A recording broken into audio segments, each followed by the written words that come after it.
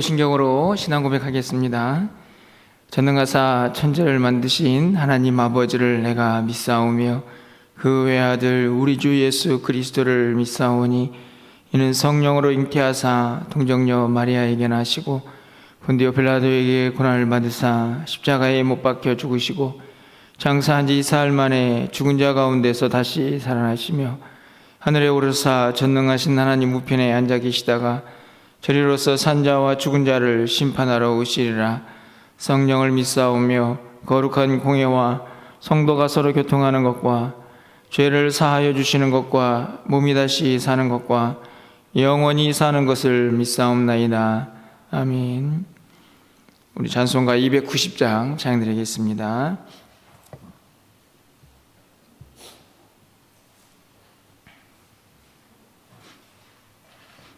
290장입니다.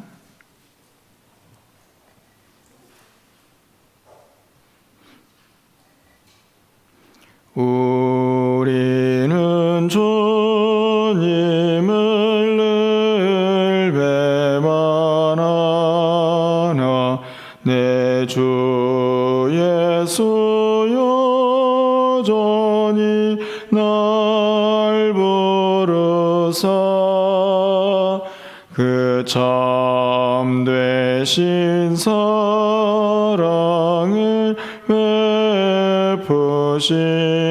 베푸시나니 내 영제여 주님을 곧 따르라. 주 널 위해 비네 주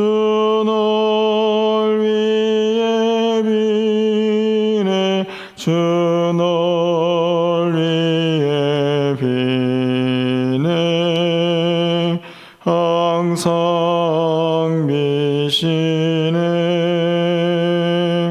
주께서 풍성한 은혜를 내려 내 영혼이 나날이 복 받으니 주 예수를 너희도 구주로 섬겨 곧 따르면 풍성한 복 받겠네. 주 널 위해 비네 주 널 위해 비네 주 널 위해 비네 항상 비시네. 무거운 짐 지고 애타는 인생 주 예수께 돌아와 보시어라. 내 주 예수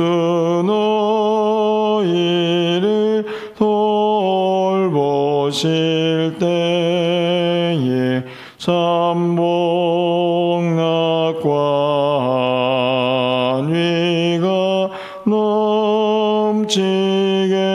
넘치겠네. 주 널 위해 비네 주 널 위해 비네 주 널 위해 비네 항상 비시네. 오늘 하나님 말씀은 사사기 20장 17절에서 28절까지 말씀입니다.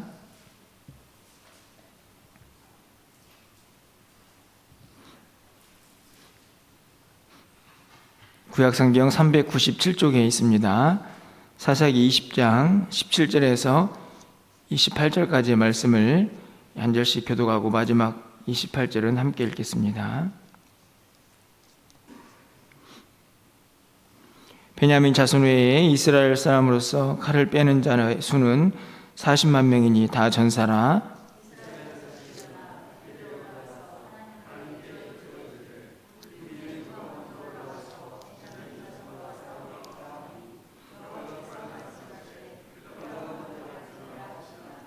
이스라엘 자손이 아침에 일어나 기브아를 대하여 진을 친지라.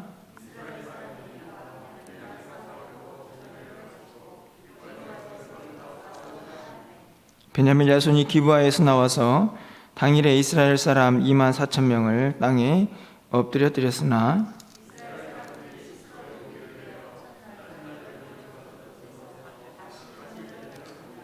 이스라엘 자손이 올라가 여호와 앞에서 저물도록 울며 여호와께 여쭈어 이르되 내가 다시 나아가서 내 형제 베냐민 자손과 싸우리까 하니 여호와께서 말씀하시되 올라가서 치라 하니라.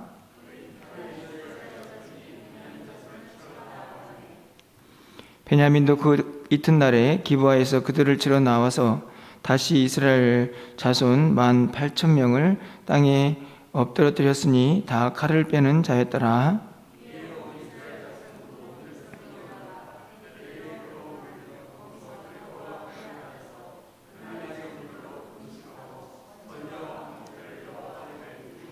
이스라엘 자손 여호와께 물으니라.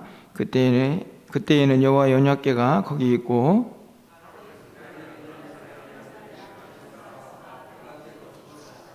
이스라엘 자손들이 여쭈기를 우리가 다시 나아가 내 형제 베냐민 자손과 싸우리까 말리까 하니 여호와께서 이르시되 올라가라. 내일은 내가 그를 내 손에 넘겨주리라 하시는지라. 아멘.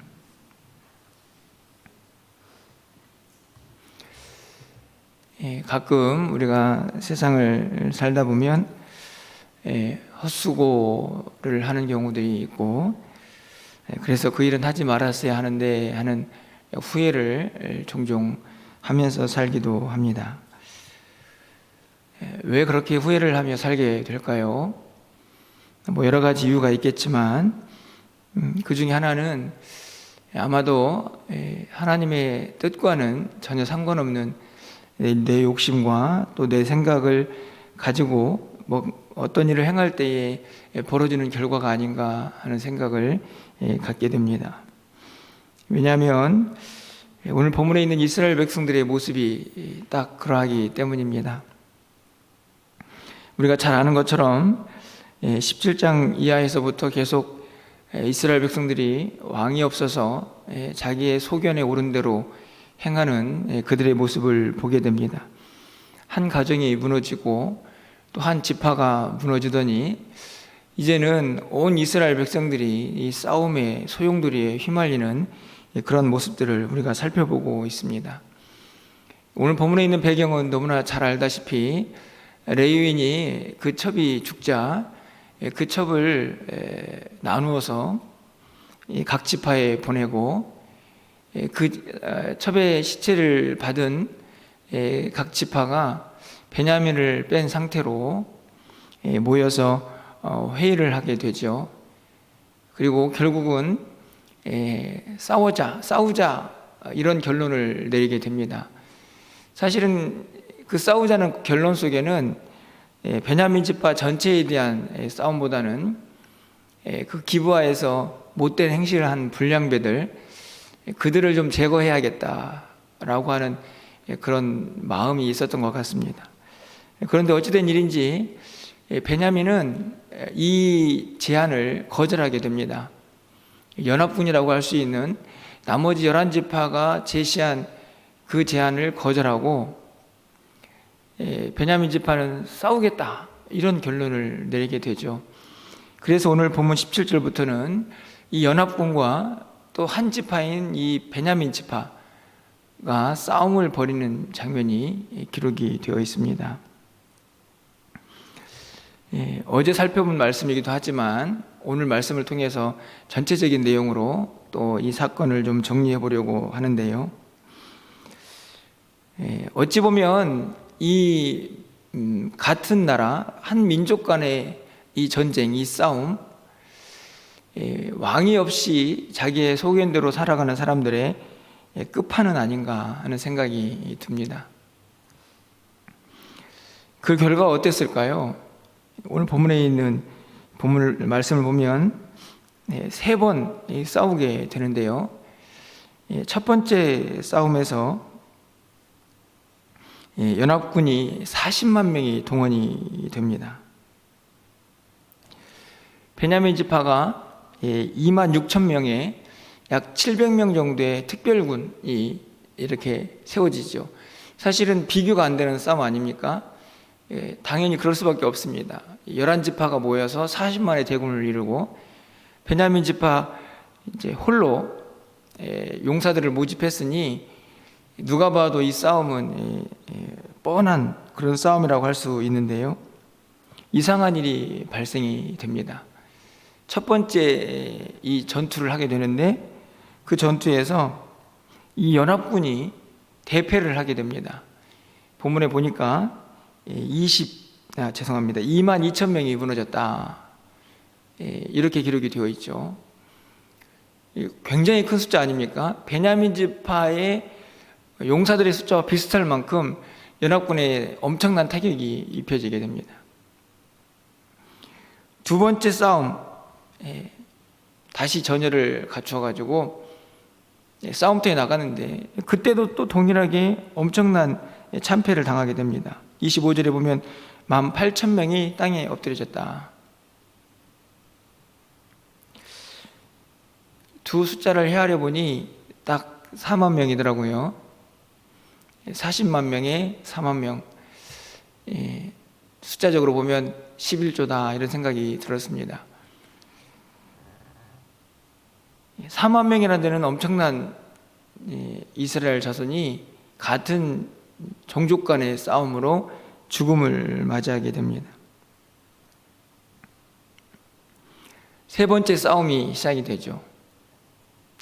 세 번째 싸움에는 드디어 그들이 전쟁을 벌이고 싶었던 베냐민 지파가 완전히 몰살을 하게 되는 장면이 기록이 되어 있습니다.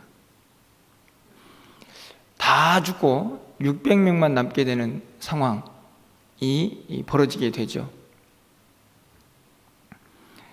우리가 읽지는 않았지만 이 48절 말씀을 가서 보시면 이스라엘 사람이 베냐민 자손에게 돌아와서 온 성읍과 가축과 만나는 자를 다 칼로 치고 닥치는 성읍은 모두 다 불살랐더라.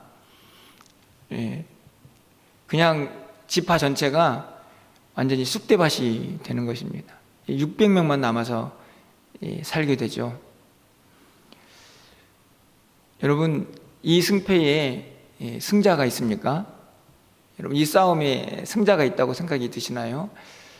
연합군은 이미 두 번의 패배에서 4만 명이라는 숫자를 잃었습니다. 그리고 자기 스스로는 승리했다라고 생각이 들 수 있는 이 세 번째 싸움에서 베냐민 지파는 전멸을 하게 됩니다. 그래서 지파 전체가 사라져버릴 위기를 맞이하게 되죠. 아무리 생각해봐도 이 싸움에는 승자는 없고 패자만 있다라는 생각이 듭니다. 여러분, 왜 그랬을까요? 여러분, 왜 이렇게 심각한 문제가 발생을 한 겁니까? 여러 가지 이유가 있을 수 있지만 여러분, 오늘 본문에 있는 말씀에서 이 싸움이 하나님이 심판이다, 하나님이 그 백성들을 심판하는 것은 아닌가 하는 단서를 찾아보게 되는데요. 여러분, 18절 말씀에 가서 보시면 이스라엘 백성들이 하나님께 묻습니다. 우리 중에 누가 먼저 올라가서 이 베냐민 자손과 싸우리까? 하나님께서 말씀하시되 유다가 먼저 가라. 누가 먼저 가가지고 베냐민과 싸우겠습니까? 유다가 먼저 가라. 여러분, 23절 말씀을 가서 보실까요? 첫 번째 전투에서 대패를 하고 두 번째 묻습니다. 하나님께 이스라엘 자손이 올라가 여호와 앞에서 저물도록 울며 여호와께 여쭈어 이르되 내가 다시 나가서 내 형제 베냐민 자손과 싸우리까니 여호와께서 말씀하시되 올라가서 치라. 분명히 이 말씀을 보면 하나님께 묻고 하나님께서 유다가 먼저 올라가라, 두 번째에서도 올라가서 치라, 이렇게 말씀을 하시죠. 하나님에게 묻고 하나님의 뜻대로 한 것처럼 보여지는데, 여러분 이 본문을 어떻게 해석을 해야 할까요? 그런데 이들의 모습에는 약간 좀 앞뒤가 맞지 않는 부분이 있습니다. 왜냐하면 앞에서 이 전쟁 자체에 대한, 다시 말하면 그들 11지파가 모여서 이 사건이 어디서부터 출발하고 무엇이 문제였는가를 하나님께 묻고, 이 전쟁을 시작할까 말까에 대한 하나님 앞에서의 질문을 하지 않고 용사들 다 모으고 전쟁을 앞둔 상태에서 이렇게 묻는 것이죠. 하나님, 어느 지파가 먼저 올라가서 싸울까요? 이 말은 무슨 말입니까? 이 싸움은 무조건 해야 되는데 누가 먼저 올라가는 게 맞습니까? 이렇게 묻는 거죠. 사실은 이 18절에 있는 말씀을 보면, 야, 그래 이스라엘 백성들이 그래도 하나님을 믿는 사람들이니까 하나님께 묻는구나, 이렇게 생각이 되지만, 이 물음은 싸움을 전제로 한, 그래서 다만 누가 먼저 나가서 싸울 것이냐를 묻는 것입니다. 하나님께서 그럼 유다가 먼저 올라가 봐, 이렇게 말씀하셨지만 그 싸움은 대패로 끝나게 되죠. 23절도 마찬가지입니다. 이들이 정말 하나님께 묻는 그 신앙을 간직했다고 하면 이 사건의 출발부터 그들은 하나님께 물었어야 합니다. 왜 레위인의 첩이 이렇게 죽음을 당했고, 그들 가운데에 이 하나님이 없는 그들의 인생이 뭐가 문제인지, 그들이 모여서 정작 해결해야 할 문제는 그들이 가지고 있는 하나님 없는 삶의 모습에 그 죄악들, 그래서 무너져버린 그들의 삶의 방식들, 그것을 먼저 살피고, 그리고 나서 이 싸움을 해야 되는지 말아야 되는지를 묻고 하나님이 싸워야 한다 라고 말씀하셨을 때 군사를 모집하고 이 싸움을 시작해야 되지 않았을까. 하지만 그들은 이미 다 자기의 생각대로 이 싸움은 반드시 필요하고 저 베냐민 지파는 능히 처벌을 받아야 마땅하다라는 생각을 가지고 이 싸움을 시작을 하고 있는 것입니다. 그렇게 시작한 다음에 어느 지파가 먼저 올라갈 것인가에 대한 질문을 먼저 하고 있는 것이죠.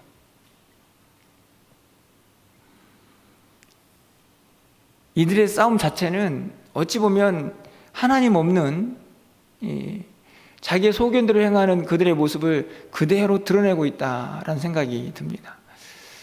그런데 이들의 모습을 보면서 문득 우리의 신앙생활은 어떤가, 우리의 기도는 어떤가 하는 생각을 갖게 됩니다. 우리도 대부분 많은 결정들을 내 마음대로 다 해놓고, 하나님, 누가 먼저 싸울까요?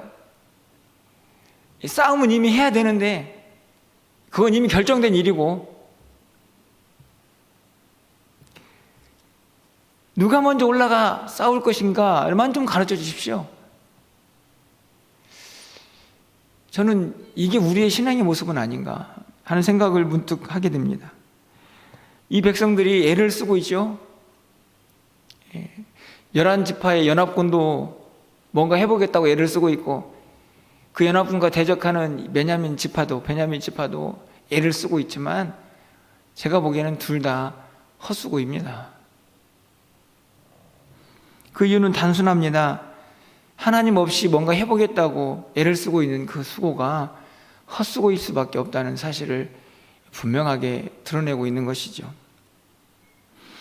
그 애씀이 고통과 아픔만 그들에게 가져다 주고 있는 안타까운 현실을 우리가 직면하게 됩니다. 그런데요, 이 세 번째 전투에서 이어지는 그들의 세 번째 기도는 첫 번째, 두 번째와는 다르다 하는 사실을 또 깨닫게 됩니다. 여러분, 분명히 말씀을 보시면요, 18절, 23절 말씀에 보면 첫 번째 기도에서는 누가 먼저 나가서 싸울 것이겠습니까? 라고 묻고, 두 번째는 내 형제 베냐민 자손과 싸우리까? 이렇게 묻습니다. 하나님께서 유다가 먼저 가라, 올라가서 치라, 이렇게 말씀을 하시죠. 두 번째까지 패한 다음에 이스라엘 백성들이 마지막 세 번째 질문을 던집니다. 그게 바로 28절이죠. 여러분 28절 말씀을 보면요, 아론의 자손인 엘르아살의 아들 비느하스가 그 앞에 모시고 섰더라. 언약궤도 가져왔습니다. 이제는 이렇게 싸워서는 안 되겠다 하는 생각이 들었던 것 같습니다. 그들이 금식하고 울면서 이제 언약궤 앞에서, 하나님의 법궤 앞에서 이스라엘 백성들이 여쭈죠. 우리가 다시 나아가 내 형제 베냐민 자손과 싸우리까 말리까? 어떤 신학자가 결국에는 이 말리까라는 기도가 왜 이 시간에 나와야 하는가에 대한 이야기를 하는 것을 좀 보았는데요.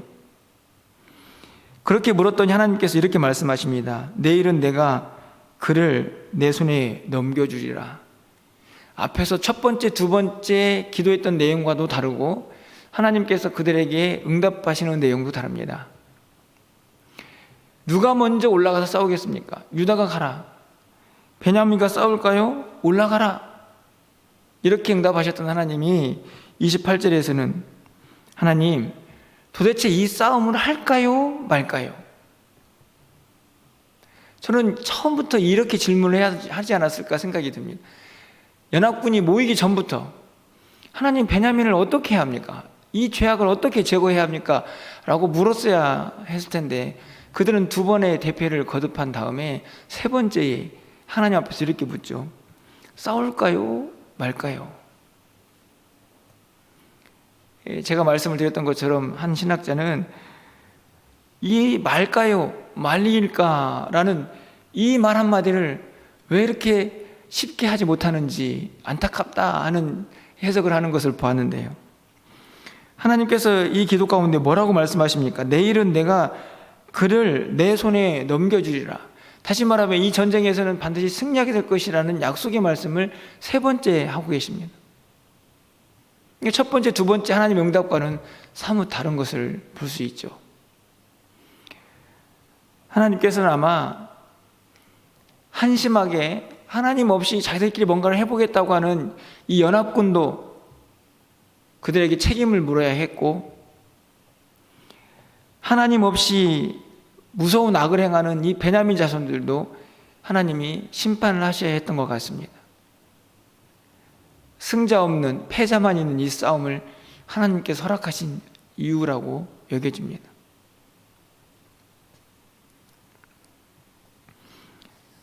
여러분, 이 같은 민족 간에, 그것도 세상 사람들이 아니라 하나님을 믿는 백성들 간에 이 무서운 싸움의 이야기 속에서 우리는 도대체 무엇을 깨달아야 할까요? 아, 동족의 싸움은 이렇게 아프구나. 물론 그것도 깨달아야 하겠지만 정작 우리가 깨달아야 할 것은 하나님께 묻지 않는 인생, 그들의 삶의 여러 가지 애씀이 얼마나 허탈한 것인가, 얼마나 고통을 주는 것인가 하는 것을 오늘 우리는 분명하게 깨달아야 합니다.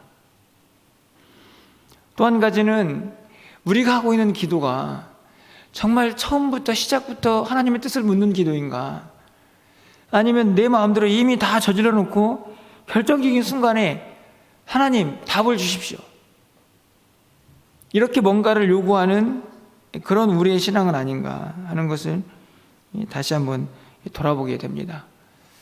오늘도 우리가 기도하러 나왔는데요, 여러분의 기도는 어떻습니까? 여러분의 삶의 이런저런 삶의 모습들, 여러분이 행하고 있는 많은 일들, 그것은 정말 하나님의 뜻을 묻고 하나님께서 허락하신 일들을 우리가 하고 있는지, 하나님께서 응답하지 않으실 때에 그 하나님의 응답을 기다리고 하나님의 뜻을 힘들지만 하나님의 시간에 맞춰서 참아낼 수 있는 그런 인내가 우리에게 있는지, 다시 한번 오늘 이제 2주밖에 남지 않은, 20일도 채 남지 않은 2021년도를 보내면서 하나님 앞에서는 우리의 신앙, 단순히 기도의 모습만이 아니라 우리의 삶 전체를 좀 점검할 수 있는 그런 겸손과 지혜가 이 순간에 우리에게 필요하지 않나 하는 생각을 오늘 말씀을 통하여 갖게 됩니다. 여러분, 오늘 기도하실 때에 우리의 신앙생활을 좀 점검하시고, 나의 기도는 과연 하나님의 뜻을 온전히 묻고 있고 하나님의 뜻에 반응하면서 그 뜻만 쫓아가고 있는 하나님의 시간 속에 있는 나의 기도인지 다시 한번 점검하시면서 하나님의 은혜를 구하고 그분의 뜻을 온전히 묻고 그 뜻에 순종하며 살아갈 수 있는 저와 여러분이 되시기를 주님의 이름으로 간절히 축원합니다. 기도하겠습니다.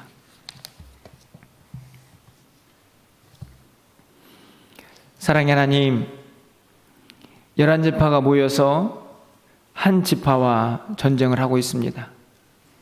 첫 번째, 두 번째 4만 명이라는 숫자가 죽었고, 그리고 세 번째 전투에서는 한 지파가 전멸을 당하는, 그래서 겨우 600명밖에 남지 못하는 안타까운 전쟁 속에 우리의 모습을 봅니다.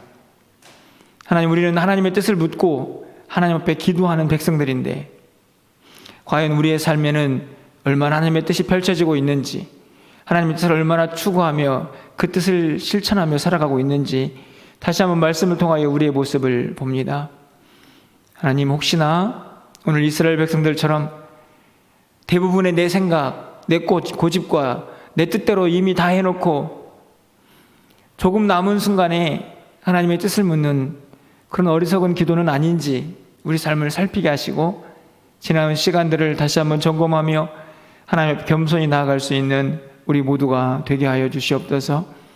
기도할 때 깨달음이 있기를 원합니다.